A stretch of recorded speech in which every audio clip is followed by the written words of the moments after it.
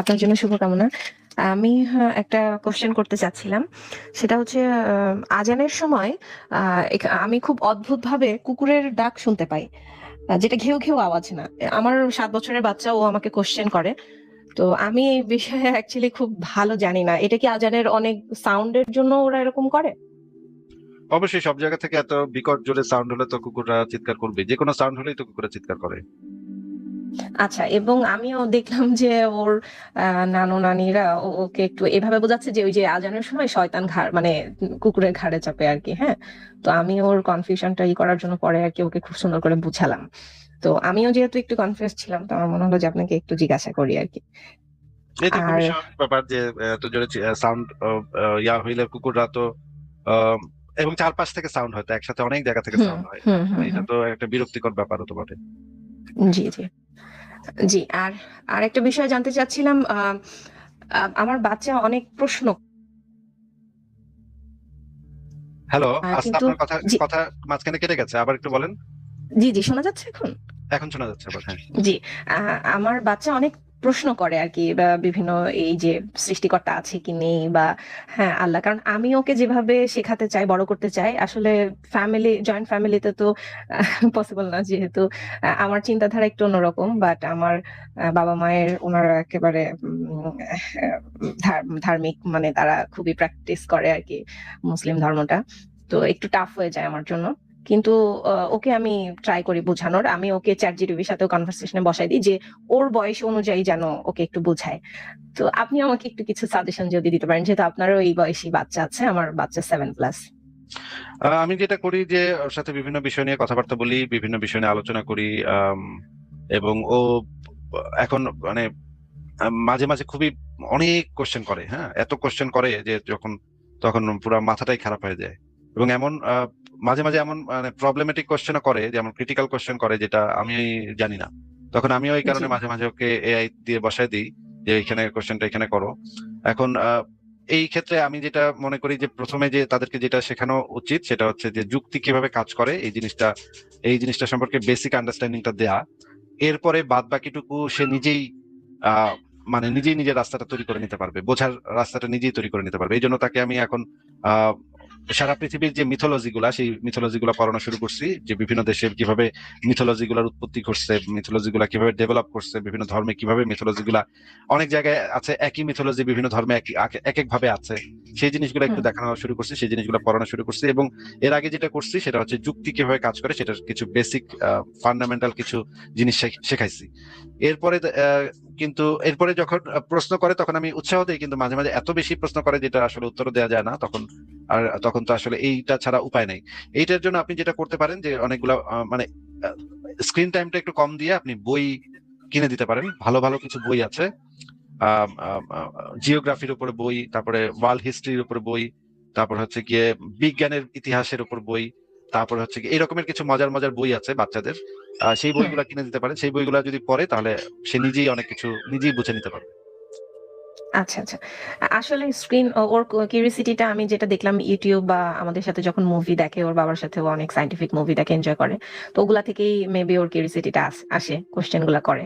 আমি ট্রাই করি স্ক্রিনটা একটু করার। কিন্তু ঠিক আছে আমি ওকে বই ওভাবে দিব। আমি এমনিতেও বই ওকে পড়ানোয় উৎসাহ দিই।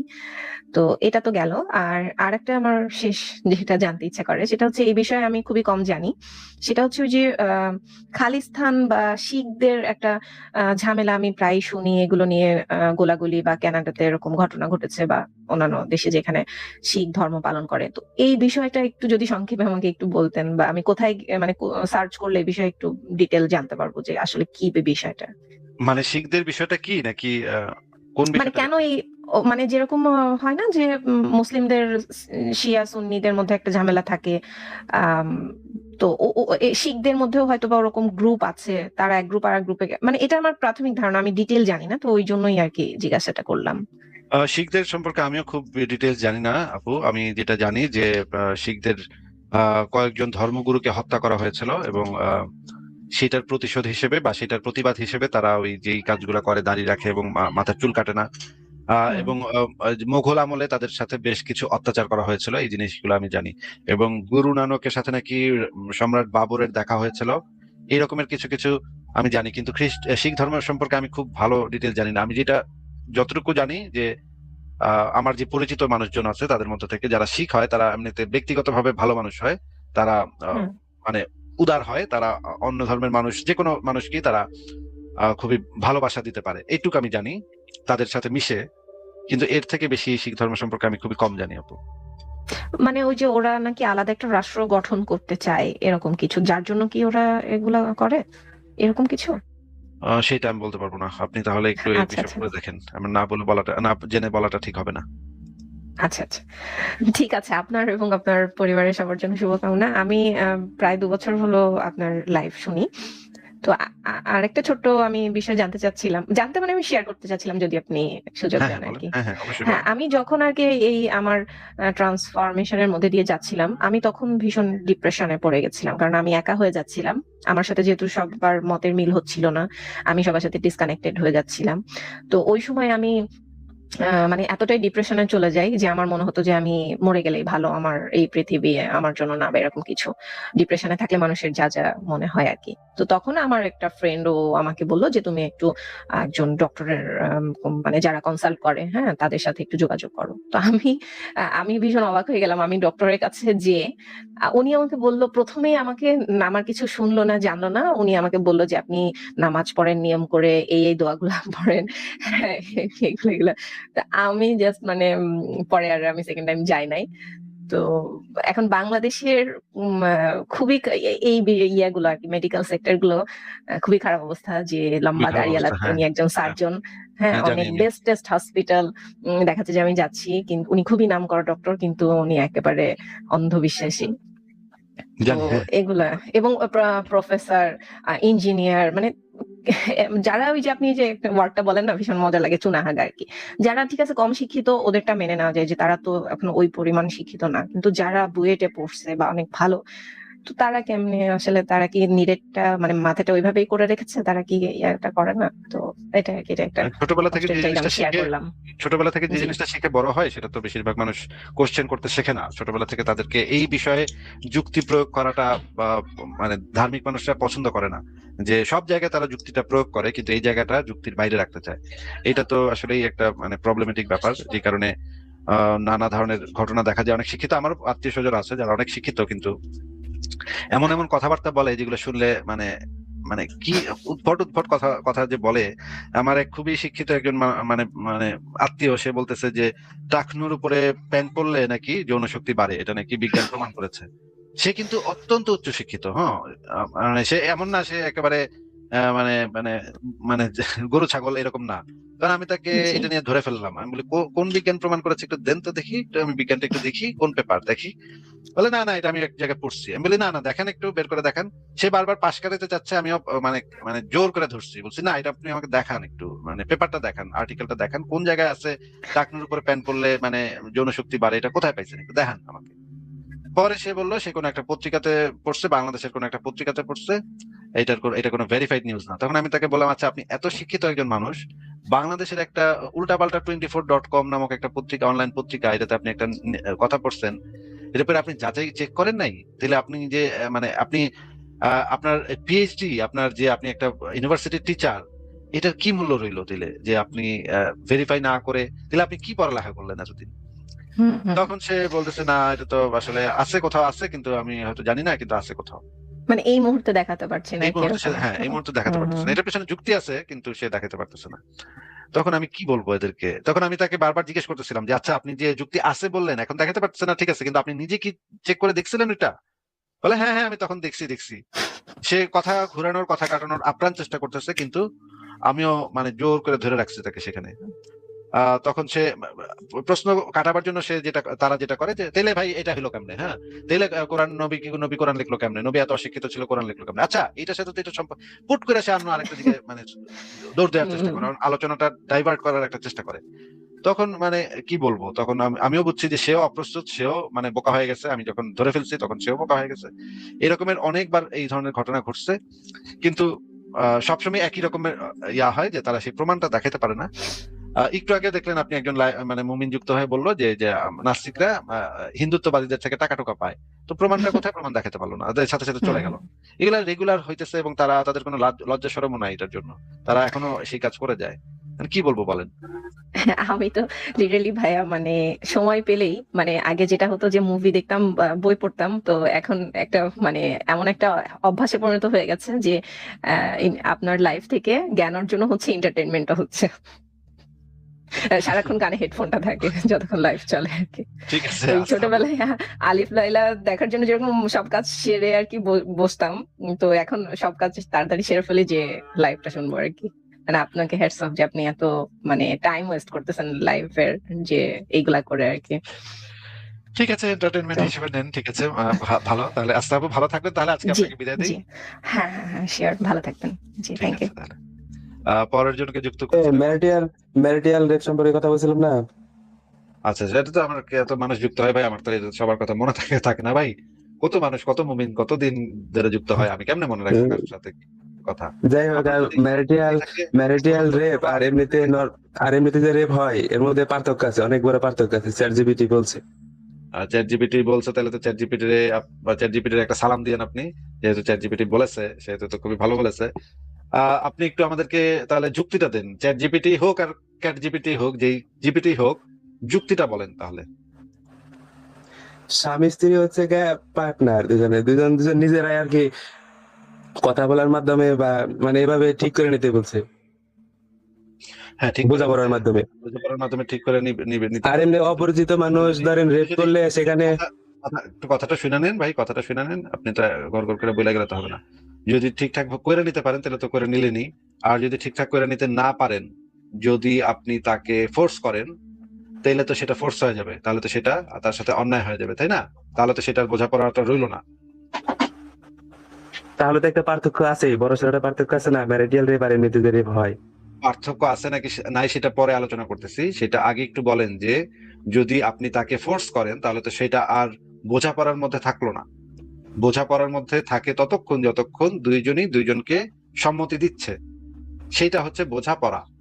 কিন্তু একজন সম্মতি দিচ্ছে না, তারপরে আপনি করতেছেন, সেটা তো আর বোঝাপড়ার মধ্যে নাই। সেটা কি বোঝাপড়া ক্যাটাগরির ভিতরে থাকে? না না, রেপ করার পরেই তো স্ত্রী, মানে স্বামী স্ত্রীকে রেপ করছে বা স্ত্রী স্বামীকে রেপ করছে, রেপ করার পরেও বোঝাপড়া করতে বলছে।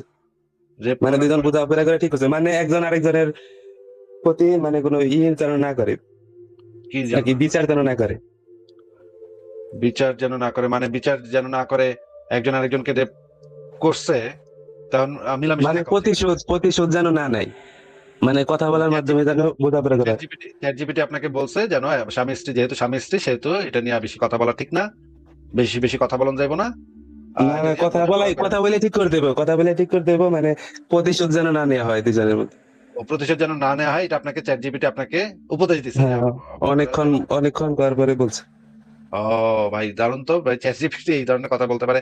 চ্যাট জিপিটি বুঝে ফেলাইছে আপনি যে একজন মুমিন, এটা বুঝে ফেলাইছে ভাই। হ্যাঁ, চ্যাট জিপিটি কিন্তু আপনার প্রোফাইল রিড করে। হ্যাঁ, আপনি কে, কোন এলাকায় থাকেন, কি করেন, কোন স্কুলে যান, কি করেন, কোন কোন দোস্ত বন্ধু আছে, এগুলা কিন্তু চ্যাট জিপিটি বা এআই গুলা রিড করে। রিড করে দেখে যে আপনার ক্যারেক্টার কিরকম, এবং ম্যাক্সিমাম ক্ষেত্রে আপনার ক্যারেক্টার যেরকম, আপনারে সন্তুষ্ট করার জন্য চ্যাট জিপিটি গুলা সেই রকমের উত্তরই দেয়। ঠিক আছে? এখন যে পেপার গুলো পারতেছে এগুলা হচ্ছে ফাও পেশার। আচ্ছা, এগুলা তো আমি যদি আপনাকে বের করে দেখাইতে পারি, তাহলে চ্যাট জিপিটি বা জেমিনাই থেকে যদি বের করে দেখাতে পারি, তখন যদি দেখাতে পারি তখন তখন কি আর আমি সেটা দেখছি, ফাও করবে? না, আমি আমি যদি কি দেখি আপনাকে নাই? সেটা জেমিনাই বা চ্যাট জিপিটি থেকেই বের করে দেখাতে পারি, যে চ্যাট জিপিটি আপনাকে বলে দিবে যে তাদেরকে অ্যালগোরিদম করা হয়েছে এইভাবে, তাদেরকে অ্যালগোরিদম করা হয়েছে এইভাবে যে তারা এই ধরনের বিষয়, যেগুলো সেন্সিটিভ বিষয়, সেই সমস্ত বিষয়ে ইউজারের প্রোফাইলের উপর ভিত্তি করে তারা উত্তর দেয়। তারা এক একজনের আচ্ছা কাছে ভাই, এক আচ্ছা এক ঠিক আছে, ঠিক আছে। ভাই, আচ্ছা বুঝছি, আমার কথা। কথার মাঝখানে যদি আপনি বারবার বরবর করতে থাকেন তাহলে কেমনে হবে ভাই? আপনি কথাটাকে শুনেন, কথাটা শেষ করতে দেন, কথা শুনেন আগে। আমি এটা এর আগেও লাইভে চ্যাট জিপিটি জেমিনাই থেকে বের করে দেখাইছি যে চ্যাট জিপিটি এবং জেমিনাই এই ধরনের এআই গুলাকে এইভাবে প্রোগ্রাম করা হয়েছে, এইভাবে তাদের অ্যালগোরিদম এইভাবে সেট করা হয়েছে যেন পার্সনের উপর ভিত্তি করে, পার্সনের ক্যারেক্টারের উপর ভিত্তি করে তারা উত্তর দেয়, এবং সেই পার্সনটা যেন পার্সনের কোনো ধর্মীয় অনুভূতি বা সেন্সিটিভ যে সমস্ত বিষয় আছে, সেই সমস্ত বিষয় ওই পার্সন যে জিনিসটা, যে উত্তরটা পাইলে সন্তুষ্ট হবে সেই রকমের উত্তর যেন তাদেরকে দেয়া হয়। এইভাবে এই এআই গুলাকে অ্যালগোরিদম করা হয়েছে। অ্যালগোরিদম মানে বুঝেন? অ্যালগোরিদম ভাই মানে বুঝেন? হ্যাঁ বলেন, বুঝতেছি। অ্যালগোরিদম মানে কি বুঝেন নাকি? মানে ওকে ডিজাইন করা হয়েছে এরকম মানে এটা নাকি? হ্যাঁ, ওদেরকে ডিজাইন করা হয়েছে এবং এটা কিন্তু কোনো লুকানো ব্যাপার না, এটা ওরা প্রকাশ্যেই বলে দিচ্ছে। ওদের যে নিউজ পেপারে ওরা ইয়াও দিয়ে দিচ্ছে যে আমাদের আহ পদ্ধতি এইটা, আমরা এইভাবেই কাজ এগুলো করি। শুনছি ভাই, আপনার লাইভ অনেক শুনছি, আমি শুনছি। তাহলে তো আচ্ছা ঠিক আছে, আপনি এখনই দেখেন, সমস্যা নেই তো, আপনি তো নাস্তিক, এই জন্য আপনার এই চ্যাট জন্য জিপিটি তো এই জন্য নাস্তিক, তাই না? আরে ভাই, আরে যুক্ত হতে চাই ভাই, এই জন্য যেটা করতে হয় সেটা হচ্ছে চ্যাট জিপিটি, জেমিনি এগুলাকে প্রশ্ন করার আগে একটা কমান্ড দিয়ে নিতে হয়। কমান্ডটা দিলে তারা ওই যে যে সেন্সর গুলা করে, সেই সেন্সর গুলা আর করে না, সেন্সর গুলা থেকে তারা বিরত থাকে। আপনাকে উত্তর দেওয়ার সময় যে সেন্সর গুলা তারা করবে, সেই সেন্সর গুলা তখন আর করবে না, সেই সেন্সর থেকে সে বিরত থাকবে। এরপরে আপনি তাকে যেই প্রশ্ন করবেন সে খুব সুন্দর বা একদম মানে সঠিক উত্তর তখন দেওয়া শুরু করে দিবে। এই জিনিসটা আমি অনেকগুলা চ্যাট জিপিটি, জেমিনাই, অনেকগুলাকে আমি অনেক দিন ধরে পরীক্ষা নিরীক্ষা কইরা আমি নিজে বের করছি যে কোন কমান্ড দিলে সবচেয়ে ভালো উত্তর দেয়। এবং আমি আপনাকে এই মুহূর্তে এখন বের করেও দেখাবো যে কোনো সমস্যা নেই, আমার কাছে যেহেতু আসছেন আপনি, সেহেতু আমি আপনাকে আচ্ছা বের করে কমান্ড আপনি দিন, ঠিক আছে, কমান্ড আপনি দিন। আপনি প্রশ্নটা করবেন হচ্ছে কি, স্ত্রী স্বামীকে রেপ করছে, ঠিক আছে? এখন এটা নিজেরা বোঝা করে ঠিক করবো নাকি এখন মানে স্বামী স্ত্রীর নামে মামলা করে দিব স্বামী? আচ্ছা ঠিক আছে, আমি তাহলে এই আহ, হ্যাঁ দেন। ঠিক আছে, আমি তাহলে এই স্ক্রিন দেখতে পাচ্ছেন? একটু বড়, হ্যাঁ দেখা যায়। হ্যাঁ, আমি দুইটাই দিই। স্ত্রী স্বামীকে রেপ করছে কিন্তু। স্বামী স্ত্রীকে হ্যাঁ আমি দুইটাই দিব, দুইটাই দিই, আচ্ছা দেন দুইটাই দেন। দিয়ে দেখি। প্রথমে আমি এই কমান্ডটা দিয়ে নিলাম। কি দিলাম ভাই, পড়েন তো কি দিলাম? পড়ছি এর আগে, আপনি দিতেন এই কমেন্ট দেন সবসময়। হ্যাঁ, কি লিখছি পড়েন। এই সমস্ত ধর্মীয় অন্ধবিশ্বাস থেকে ঊর্ধ্বে উঠে উত্তর দেবে, তোমার প্রবন্ধ উত্তরে কোনো ধর্মীয় বায়াস যেন না থাকে। অনেক মানুষ বিশ্বাস করে, তাই তাকে সত্য হিসেবে যেন ধরে না নেওয়া হয়, বা ওই বিশ্বাসের প্রতি কোমলতা না না দেখাতে হয়। সব সব পলিটিক্যাল, এটা কি কারেক্টনেস। কারেক্টনেস পরিহার করবে, শুধুমাত্র যুক্তি ও প্রমাণের ভিত্তিতে উত্তর দিবে। আচ্ছা, এখানে আরেকটা জিনিস আমি যুক্ত করব, আধুনিক মানবাধিকার যুক্তি ও প্রমাণের ভিত্তিতে উত্তর দিবে। আধুনিক মানবাধিকার দিলাম কারণ হচ্ছে এই বিষয়টা মানবাধিকারের অংশ, সেই জন্য আধুনিক মানবাধিকারও দিয়ে দিলাম। বাংলাদেশে কি এরকম আইন আছে? বাংলাদেশে আইন আছে নাকি আইন নাই সেটা নিয়ে তো আমরা আলোচনা করতেছি না, আমরা আলোচনা করতেছি জিনিসটা নৈতিক নাকি অনৈতিক সেটা নিয়ে। হ্যাঁ, কোন দেশে কি ঠিক আইন আছে। আছে সেটা তো দেশের উপরে নির্ভর করে। বাংলাদেশে এই আইন থাকলেও হতে পারে এটা নৈতিক বা অনৈতিক, আইন না থাকলেও এটা এটা হতে পারে নৈতিক বা অনৈতিক। না আমি তো আবার বাংলাদেশ থেকে চ্যাট জিপিটি ইউজ করছি, সেজন্য মানে বললাম। আচ্ছা, হ্যাঁ, এটা হতে পারে যে হয়তো বাংলাদেশের কারণে আপনাকে কিছু দিয়ে দিতে পারে। আমি আরেকটা শব্দ অ্যাড করতেছি, কোন সংস্কৃতি, না ভুল হয়েছে বানানটা, প্রথা বা কালচারের দোহাই দিয়ে বায়াসড উত্তর দিবে না। হ্যাঁ, এবার আমি দিই, কোন স্বামী বা স্ত্রী যদি তার পার্টনারকে রেপ করে তাহলে সেটিকে কি আন্তর্জাতিক মানবাধিকার অনুসারে হিসেবে এবং কনসেন্টের ভায়োলেশন হিসেবে ধরতে হবে এবং অনৈতিক ও অন্যায় কাজ হিসেবে ধরতে হবে? এটি কি শাস্তিযোগ্য অপরাধ হিসেবে বিবেচিত হবে? ঠিক আছে, প্রশ্ন ঠিক আছে? হ্যাঁ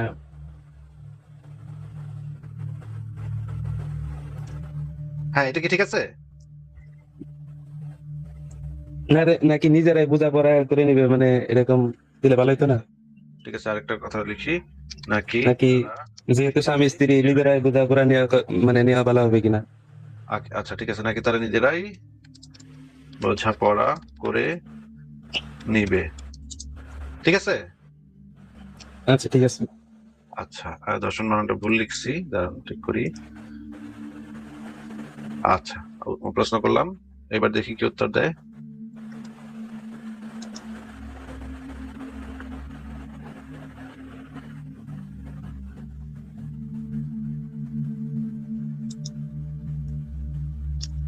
আচ্ছা, কি উত্তর দিল পড়েন তো ভাই। আপনি পড়েন শুনি। বৈবাহিক ধর্ষণ, ম্যারিটাল রেপ সংক্রান্ত বিষয়ে আন্তর্জাতিক মানবাধিকার যুক্তি ও আধুনিক নৈতিকতার মানদণ্ডে কোনো অস্পষ্টতা নেই। আধুনিক বিশ্বের অধিকাংশ উন্নত আইনি কাঠামো ও মানবাধিকার সংস্থাগুলোর একে একটি গুরুতর অপরাধ হিসেবে গণ্য করে। নিচে আপনার প্রশ্নগুলোর উত্তর পর্যায়ক্রমে প্রদান করা হলো। সম্মতি এবং শরীরের স্বায়ত্তশাসন।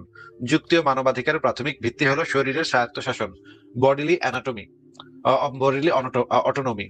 কোনো ব্যক্তি যখন বিবাহ বন্ধনে আবদ্ধ হয়, তার অর্থ এই নয় যে তিনি তার দেহের উপর নিজের অধিকার হারিয়ে ফেলেছেন। আন্তর্জাতিক মানবাধিকার আইন অনুযায়ী প্রতিটি যৌন মিলন হতে হবে সম্পূর্ণ ঐচ্ছিক এবং উভয় পক্ষের স্পষ্ট সম্মতির ভিত্তিতে। Universal declaration of human rights article 3 এবং 5। বিবাহ কোনো ব্ল্যাঙ্কেট কনসেন্ট বা দীর্ঘমেয়াদী সম্মতিপত্র নয়। যদি কোনো পার্টনার কোনো নির্দিষ্ট সময় যৌন মিলনে অসম্মতি জানান, তবে সেই অসম্মতিকে উপেক্ষা করে জোরপূর্বক যৌন সম্পর্ক স্থাপন করা সরাসরি কনসেন্টের ভায়োলেশন এবং ধর্ষণ হিসেবে গণ্য। UN women global database on violation against women. আন্তর্জাতিক মানবাধিকার ও আইনি অবস্থান। আন্তর্জাতিক আইন ও মানবাধিকার সনদগুলো বৈবাহিক ধর্ষণকে স্পষ্টত অপরাধ হিসেবে সংজ্ঞায়িত করেছে। CEDAW convention of the elimination of all forms of discrimination against women. এই কনভেনশনের মাধ্যমে নারীর প্রতি সকল প্রকার সহিংসতা কে মানবাধিকার লঙ্ঘন হিসেবে চিহ্নিত করা হয়েছে, যার মধ্যে বৈবাহিক ধর্ষণ অন্তর্ভুক্ত। CEDAW committee general recommendation number 19। Istanbul convention. এটি একটি অত্যন্ত শক্তিশালী আন্তর্জাতিক চুক্তি, যেখানে স্পষ্টভাবে বলা হয়েছে স্বামী বা পার্টনারের মাধ্যমে সংঘটিত যৌন সহিংসতা অবশ্যই অপরাধ হিসেবে গণ্য হতে হবে এবং এর জন্য যথাযথ শাস্তির বিধান থাকতে হবে। Council of Europe Istanbul convention article 36। Rome statute. আন্তর্জাতিক অপরাধ আদালতের এই সনদে ধর্ষণকে মানবতার বিরুদ্ধে অপরাধ হিসেবে গণ্য করা হয়েছে, যেখানে সম্পর্কের ধরন বিবাহিত কিনা কোনো ছাড় বা আইনি প্রতিরক্ষা হিসেবে বিবেচিত হয় না। এখানে দেখতে পাচ্ছেন ভাই, যেখানে সম্পর্কের ধরন কোনো ছাড় বা আইনি প্রতিরক্ষা হিসেবে বিবেচিত হয় না, কথাটার মানে বুঝতে পারছেন? হ্যাঁ, এটা তো আন্তর্জাতিক আইন হিসেবে। আরো পড়েন। এই যে এই কথাটার মানে কি, যেখানে সম্পর্কের ধরন কোনো ছাড় বা আইনি প্রতিরক্ষা হিসেবে বিবেচিত হয় না, মানে বিবাহিত কি বিবাহিত না সেগুলো দিয়ে কিচ্ছু যায় আসে না। দেখা তো যাচ্ছে। আন্তর্জাতিক আইন এরকম আছে দেখে ওইরকম লিখছে। আরো পড়েন, শেষে তো আরো আরো লিখছিলেন। আচ্ছা, অনৈতিকতা ও অপরাধের মাত্রা যুক্তি অনুসারে সম্মতিহীন যৌন মিলন, শারীরিক ও মানসিক নির্যাতন, নামান্তর একে ঘরোয়া বিষয় বা নিজেদের মধ্যে বোঝাপড়া হিসেবে দেখার কোনো সুযোগ নেই। অপরাধ বিজ্ঞান এবং আধুনিক মানবাধিকার তত্ত্ব অনুযায়ী শাস্তিযোগ্য অপরাধ যে কোনো ধর্ষণই একটি ফৌজদারি অপরাধ। সম্পর্কের দোহাই দিয়ে একে সাধারণ বিবাদ হিসেবে গণ্য করা মানে অপরাধীকে দায় মুক্তি দেয়া এবং ভুক্তভোগীর মানবাধিকারকে অস্বীকার করা। নিজেদের মধ্যে বোঝাপড়া বনাম বিচার। যদি কোনো অপরাধে মানবাধিকার লঙ্ঘিত হয়, তবে রাষ্ট্র ও আইনের দায়বদ্ধতা থাকে ভুক্তভোগীকে সুরক্ষা দেওয়া এবং অপরাধীকে শাস্তি দেওয়া। ধর্ষণের মতো সহিংস অপরাধে আপোষ বা বোঝাপড়া করার সুযোগ দেওয়া হলে তা ন্যায় বিচারের পরিপন্থী হয় এবং সমাজে অপরাধ প্রবণতা বৃদ্ধি করে। উপসংহার: যুক্তি, প্রমাণ ও আধুনিক মানবাধিকারের ভিত্তিতে এটি দ্ব্যর্থহীনভাবে প্রমাণিত যে বৈবাহিক ধর্ষণ একটি ধর্ষণ এবং এটি সম্মতির চরম লঙ্ঘন। 2, এটি চরমভাবে একটি অনৈতিক এবং অন্যায় কাজ। 3, এটি একটি শাস্তিযোগ্য ফৌজদারি অপরাধ হিসেবে বিবেচিত হতে হবে এবং কোনো প্রথা বা সংস্কৃতির দোহাই দিয়ে একে বৈধতা দেওয়া যাবে না। মানবাধিকারের দৃষ্টিতে অপরাধের সাথে সম্পর্কের ধরন অপরাধের ভয়াবহতা কমাতে পারে না, বরং বিশ্বাস ভঙ্গের ক্ষেত্রে অনেক ক্ষেত্রে আরো গুরুতর সামাজিক প্রভাব ফেলে। ভাই, আমি খুব সুন্দর উত্তর পেয়ে গেছি, জেমিনি আমাকে খুব চমৎকার উত্তর দিছে। এটার কারণ হচ্ছে আমি আগে থেকে তাকে কমান্ড দিয়ে রাখছি, এই কারণে সে খুব সুন্দর চমৎকার উত্তর দিছে। এবার বলেন, আপনি কি উত্তর পাইছিলেন? আমি যে যেরকম বললাম ওইরকম উত্তরই পেয়েছিলাম প্রথমে আর কি, এরকমই আপনার এআইটা একটু এখানে মানে শেয়ার করেন তো, আমি আপনার এআই একটু ঠিক করে দিতেছি, একটু মাথাটা ঠিক করে দিতেছি। একটা চটকানা মারলেই দেখবেন আপনার এআই মাথা ঠিক হয়ে গেছে। আপনার এআইটারে আমার এখানে একটু শেয়ার দেন ভাই, আমি আপনার এআইটা ঠিক করে দিতেছি, দেখেন 2 মিনিটে ঠিক করে দেবো। ঠিক আছে ভাই, তাহলে এরকমই আসবে বোঝা যায়, হয়তো কমান্ড দিলে। ঠিক আছে, কি আমি এই যে এই কমান্ডটা দিয়ে দিব পরে। এখানে দেখবেন, এখানে একটা জিনিস মানে আমার আরো বলছে যে এগুলা নিয়ে হয়তো থানা টানা গেলে দেখা গেছে আরো নাকি সম্পর্ক নষ্ট হয়, আচ্ছা, এইগুলা আমার আরো বোঝাইছে। এগুলা মানে আপনাদের মানে খারাপ কথা বলছে, যে কাজটা ঠিক হয় নাই।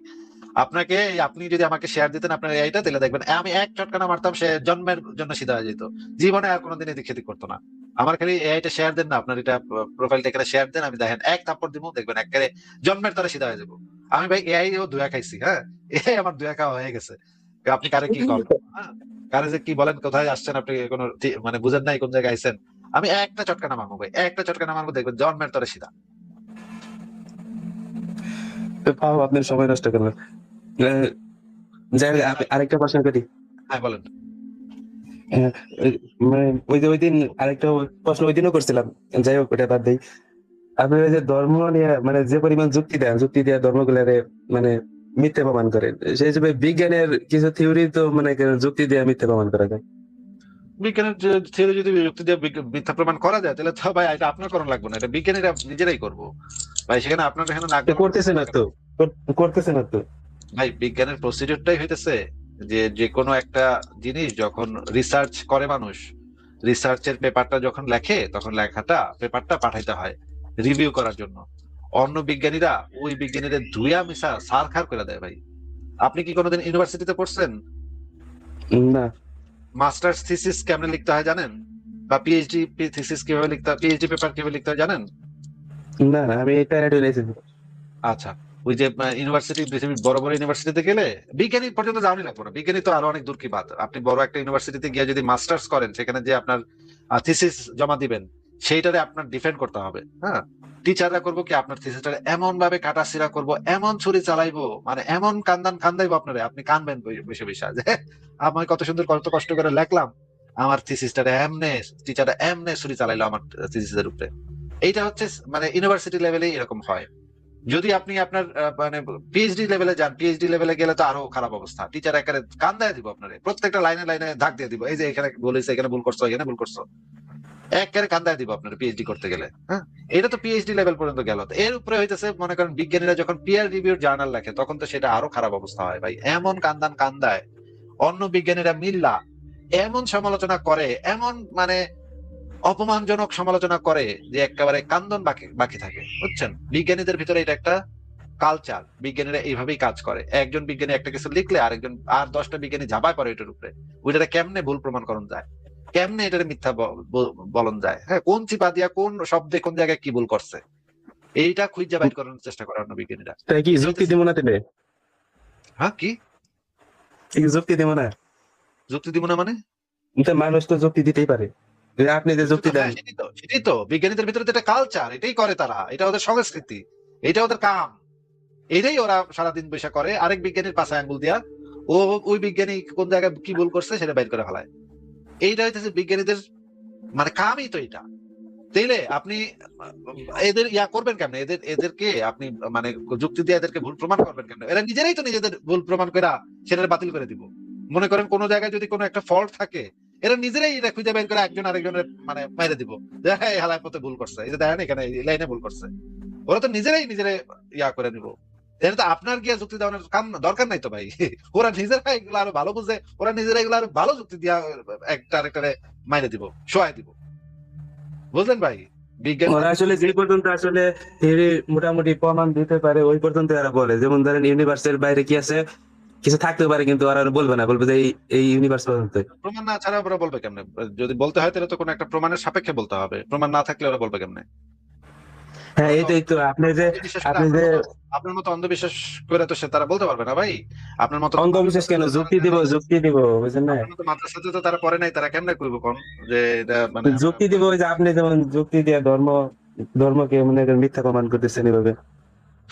যুক্তি দিতে হলে তো যুক্তির সপক্ষে, যুক্তি তো ভ্যালিড এবং সাউন্ড হইতে হবে, মানে যে কোনো আচ্ছা, একটা তাহলে আমি একটা যুক্তি দিয়ে দেখাই, আপনি তো বলছিলেন যে ওই দিন মানে এই যে ইউনিভার্স সম্প্রসারিত হচ্ছে, তাই না? হ্যাঁ সম্প্রসারিত এই যে হচ্ছে। ডার্ক স্পেস মানে এটা তো কোনো বস্তুই না, এটা সম্প্রসারিত কিভাবে হবে আর সংকুচিত কিভাবে হবে?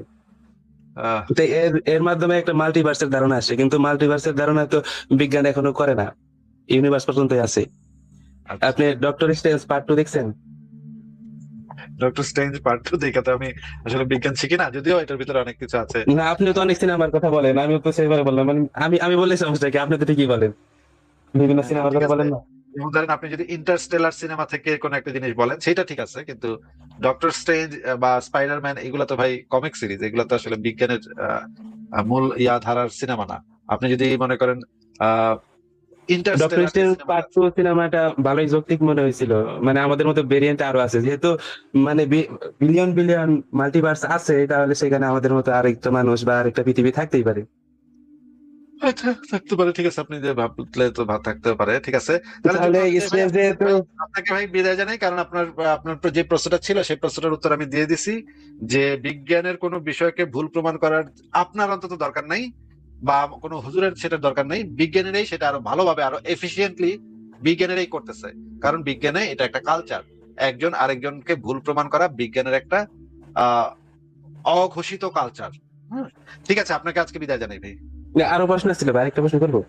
ভাই আপনাকে যা প্রশ্ন দেওয়ার উত্তর দিয়ে দিচ্ছে, আরেকদিন এসে করেন, হ্যাঁ। আর আর 1 মিনিট সময় দেন। না ভাই, ধীরে ধীরে আস্তে আস্তে স্টেপ একটা বাই মানে প্রশ্ন বলতে একটা জিনিস জানার ছিল আর কি, যে আমি এই যে বাংলাদেশের যে মুমিনরা আছে, যে মুসলমানেরা আছে, এরা যে সবসময় বলে যে ইসলাম ধর্ম শান্তির ধর্ম, ইসলাম কখনো হিংসা চায় না। বর্তমানে ভারতে যে নির্বাচিত হয়েছে মানে বিজেপি সরকার কলকাতায়, এখন তারা বাংলাদেশের সাথে ফালাফালি করতেছে যে ভারতে মুসলিমদের উপর নির্যাতন করতেছে, তাদের বাড়ি ঘরদের ভাঙিয়ে দিতেছে, ঠিক আছে।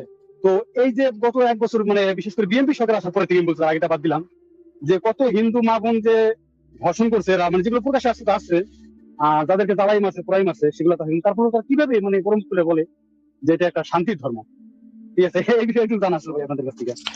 এই বিষয়ে তো কিছু বলার নেই ভাই, এগুলো আপনারা বুঝেন, সবাই বুঝে। রাহুল ভাই, এগুলো নিয়ে আমরা আগেও বহুবার আলোচনা করেছি, আপনাকে আজকে তাহলে আমরা বিদায় দিই, আমরা দেখি কোনো মুমিন ভাইকে পাই কিনা। আপনার আচ্ছা সাথে আচ্ছা ভাইয়া, আচ্ছা ভবিষ্যতে ভাইয়া, আবার কথা ওকে। হবে, ঠিক আছে, আমরা দেখি শেষে একজন মুমিনকে পাই কিনা। মুমিনা, আপনাকে যুক্ত করা আছে, বলেন। হ্যালো, শোনা যাচ্ছে? হ্যাঁ, শোনা যাচ্ছে, বলেন। আচ্ছা আচ্ছা। আচ্ছা, দোয়ার মাধ্যমে কি ভাগ্য পরিবর্তন করা যায়, এরকম কোনো এভিডেন্স মানে কোনো হাদিস কোরআনে কি আছে? আহ কোনো কিছুর মাধ্যমে আল্লাহর নির্ধারিত তাকদির পরিবর্তন করা যায় না। আল্লাহর তাকদির, যে কলমটা লিখছিল সেই কলমের কালিটা শুকায় গেছে, এবং আল্লাহ যেটা নির্ধারণ করে রাখছে সেটাই হবে। কোনো কিছুর মাধ্যমে আল্লাহর লিখিত তাকদির কখনো কোনো পরিবর্তন হয় না। আল্লাহর লিখিত তাকদির যদি পরিবর্তন হয়, তাহলে তো আল্লাহর জ্ঞানটা মিথ্যা হয়ে যাবে। আচ্ছা, I don't think so, Asif ভাই। যে দোয়ার মাধ্যমে ভাগ্য পরিবর্তন হয় না এরকম কোনো এভিডেন্স নেই। I think there are evidences যে দোয়ার মাধ্যমে না না, আমি ভাগ্য কিন্তু বলি পরিবর্তন নাই হয়। এরকম কোনো এভিডেন্স নাই, এটা কিন্তু আমি বলি নাই ফারাজ ভাই। ফারাজ ভাই, আমার আচ্ছা, কথাতে কিন্তু এটা ছিল না জি। যে এরকম কোনো এভিডেন্স নাই, এটা কিন্তু আমি বলি নাই। আমি বলছি যে আল্লাহর লিখিত তাকদির কখনো পরিবর্তনযোগ্য না, পরিবর্তন হওয়া সম্ভব না, এটা আমি বলছি। এবং আপনার একই সাথে মানে আপনি বিপরীতটা বলতে যে চাচ্ছেন নাই, যে একই এটা কিন্তু সাথে আমি বলি নাই।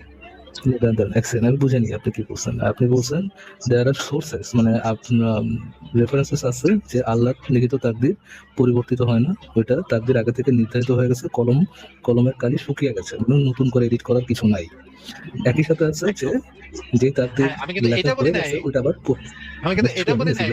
শেষ করে ছিল। তার মানে যে কলম দিয়ে তাকদির লেখা হয়েছিল সেই কলমের কালি শেষ হয়ে গেছে, মানে পুরোপুরি ফিক্সড। আবার একই সাথে এই রেফারেন্স আছে যে দোয়ার মাধ্যমে সেই তাকদির যেটা লেখা হয়েছিল ওটা আবার এডিটও করা যায়, যদিও কলমের কালি শেষ। দুইটাই একই সাথে আছে, দুইটাই একই সাথে, এটাই বলতে চাচ্ছি। আচ্ছা, আলহামদুলিল্লাহ ভাই, আলহামদুলিল্লাহ তো বলতেই হয়। এখন আমার এটা মাথায় পরিবর্তন হবে না, আবার পরিবর্তন হবে, দুইটা একই সাথে। সেই কত মিরাক্কল ভাই, মানে কত বেশি মিরাক্কল। এটাই তো ইনক্লুসিভ, ইসলামের ইনক্লুসিভিটি বা কি বলে এই শব্দটারে, মানে হ্যাঁ, মানে কোনো সমন্বয়, ডাইকোটমি নেই, কোনো ডাইকোটমি নেই, সমন্বয়, বাইনারি সবকিছুকে নেই। মানে বুকে কি খুশি জড়িয়ে হইতো ধরা। ভাই, ফরাদ মজার কি খুশিটা হইতো দেখুন ইসলামের যে কোনো বাইনারি পজিশন নেই। আচ্ছা ফারাজ ভাই, আমার সময় আজকে শেষ হয়ে গেছে, আমি তাহলে আজকে বিদায় নেই। আসি ভাই, আর দুইটা মিনিট থাকুন, 2 মিনিট পর একটু বিদায় হন, আমি জাস্ট একটু ওকে, ঠিক ফিক্স আপ আছে, করে 2 মিনিট থাকতেছি, ঠিক আছে।